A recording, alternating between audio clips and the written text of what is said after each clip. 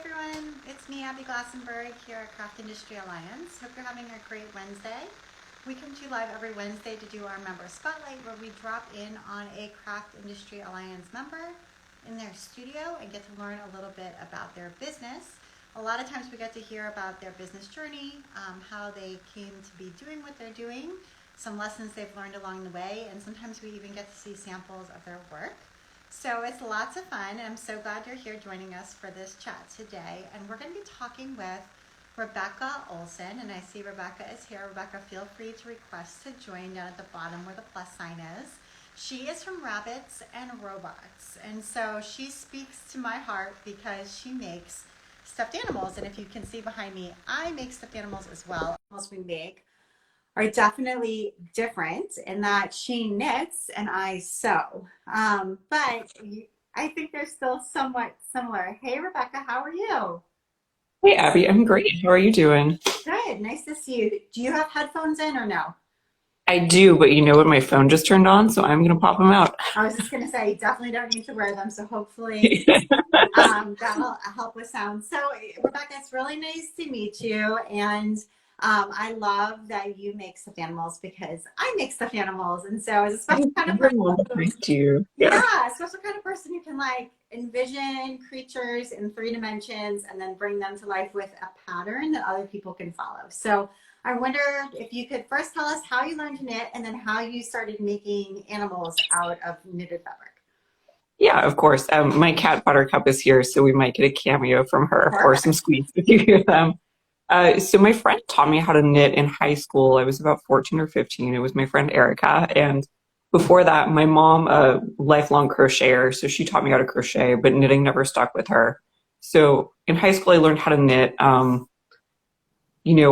really like smaller projects. I am not a patient knitter. I never have been. That's still what I tell people today. I love toys because they're easy and fast. So I spent a lot of time working on hats and scarves, which are things that I never wear. And slowly I realized, like, why am I making these? I don't like them. What do I like making? I like toys. And, that was 15 plus years ago. There weren't a lot of toy patterns on the market. So I went through everything that I could find, as a like broke college student, everything I could find that was free, everything that was available to pay for. And there just wasn't a lot out there. And through that, I really just wound up deciding to design my own toys, for like personal satisfaction and knowing that there were other people out there. And for me personally, when it came to toy design, I really love, strange animals. I like to say with rabbits and robots, it's weird and wonderful creatures. So, I've got to focus on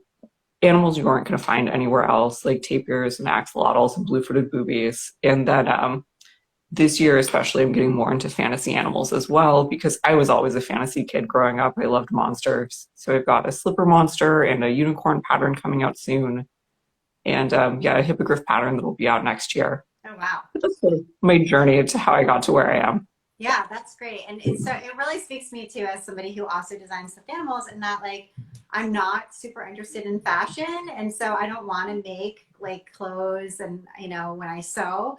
And I'm also not super patient. So making a quilt with like exacting triangles, meeting up and points and it takes so long to make a really good sized quilt. So there is something so satisfying about making a stuffed animal. It is quick. And the other thing about it too is it can be kind of quirky looking. Like it's Yeah. not, perfect and that's its charm. I don't know if that resonates with you. Oh, absolutely. I have a background in animation and now I'm a graphic designer. So, a lot of my time spent in school was about character development and style and illustration. And toys give you that freedom. And sometimes, like, the kookier they are, the more people love them. I've got this little monster with an underbite, the slipper monster. And Aw. people just like, they love his little goofy grin. It really speaks to those who see him and who love monsters. Yeah, and it's like if he comes out a little misshapen or like his horns are in a different place or his eyes are really close together instead of like if you kind of you can make it your own and it's okay. Like those mistakes, especially if you're more of a beginner, you get a quick project, and those mistakes like add to or enhance the character, that you're making. Oh yeah, absolutely. I always say toys are great for beginners because they pack a lot of skills into a small form and a quick Right. project. And to your point about them having a lot of personality, I always write in my patterns that you should pin the limbs in place so you know where they're going to be. But when I sew them myself, I always freestyle. So some of them come out a little bit wonky, but it does add to the charm. And the other thing is, I'm betting just from looking at your stuffed animals that they're not like complicated stitches. Like it's not like brioche or like something that you cables or like something that a knitter would be like, well, that's more of an advanced technique. Like, so even though, there's a lot of stitches, but they're all kind of the same. Am I right there? Like they're not really hard to do. And I feel the same way about sewing toys. It's like, it's all just the same stitch. Like it's not difficult. It might be a little bit like finicky and fiddly because it's small, but beyond Yeah. that. Yeah, I mean, I like how stockinette looks. That's what I like about being a knitter. So it's by and large the same stitch. And, for knitters, the most complicated that I get is short row shaping. And I do have some patterns like my possum who's parked back there in the I corner. loved your possum. Thank you. Where like it's all those simple stitches, but because there is a lot of short row shaping, like I would say that's an advanced pattern. But yeah, it's toys are great for learning techniques more so than learning stitches, at least in the case of mine. But I think that's very satisfying. Again, easy, quick. Most of Yeah. my projects are like 5 hours tops, which is very fast for knitting.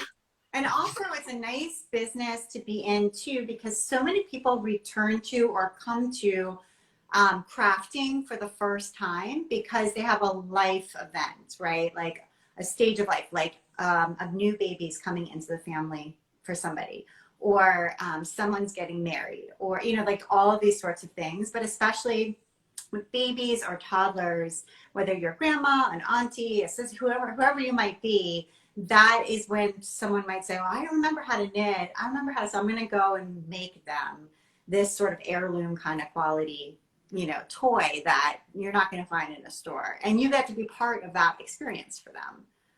Yeah, it's been so great. I've done a few events at my local knitting shop this year where I sell knitting kits. I've got one here. Yeah. They have everything you need for to make a toy, except for needles, because I think people like to pick what they want to knit with.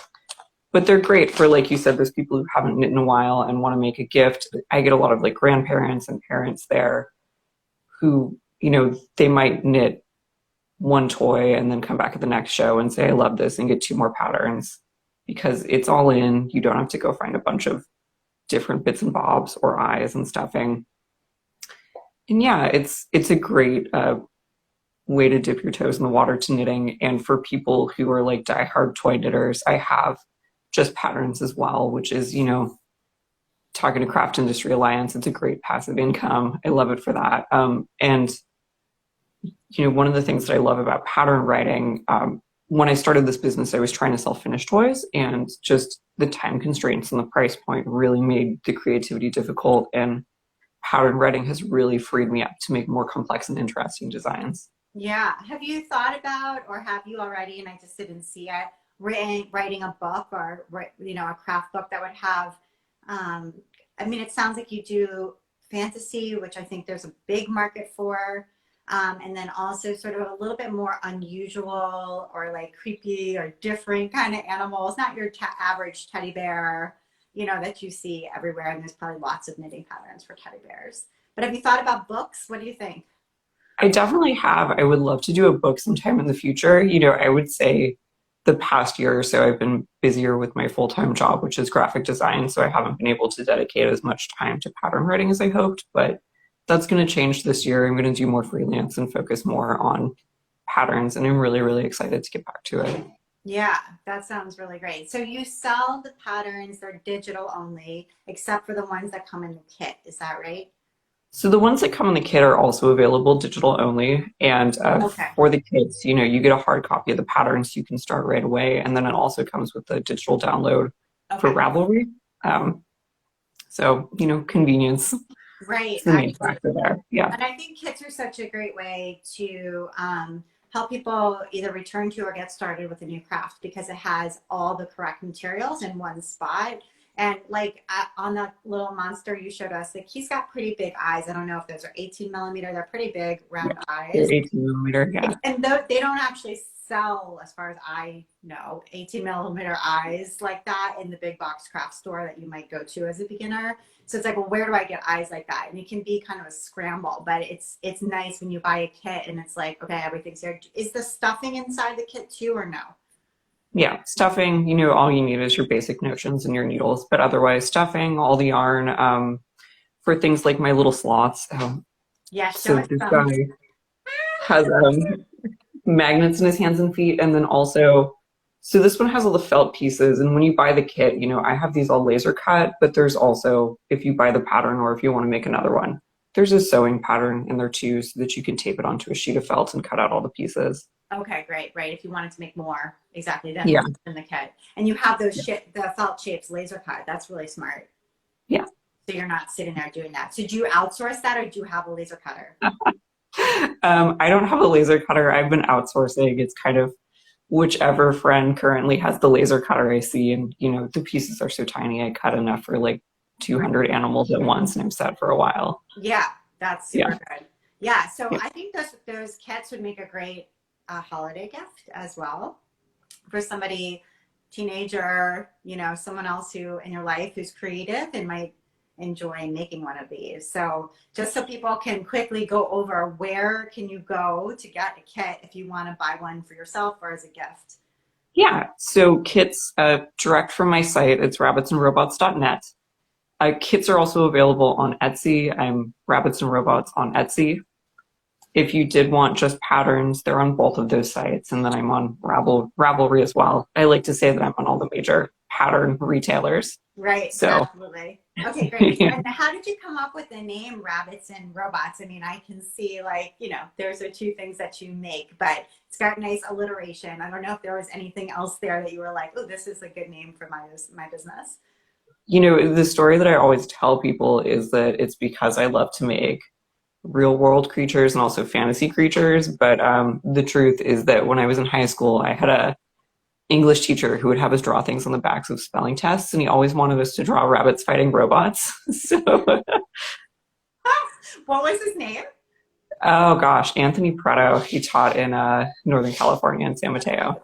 So. Well, shout out to him. That's awesome. And I love that he wanted you to draw them on the back of your spelling test. Was that like Yeah. if you finished early or just like Yeah, you finished early. I guess they were vocabulary tests in high school, but yeah, that's what we would do.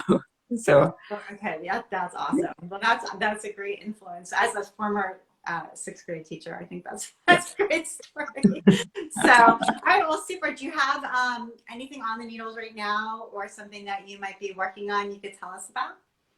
yeah, I've got another pattern that's launching hopefully this month. I keep telling people like this month, I'm pushing it back, but I'm very close. I'm just doing the final edits. So this is my little, she's a winged unicorn. Her name is Isadora. So here are little wings, and she's got a little horn. So she's a jointed toy. She's probably more of an advanced pattern, but I'm very excited about her. And you can make her just a horse or a unicorn or a Pegasus, whatever your heart desires. Right. And does she have plastic joints inside there, or is it thread jointed?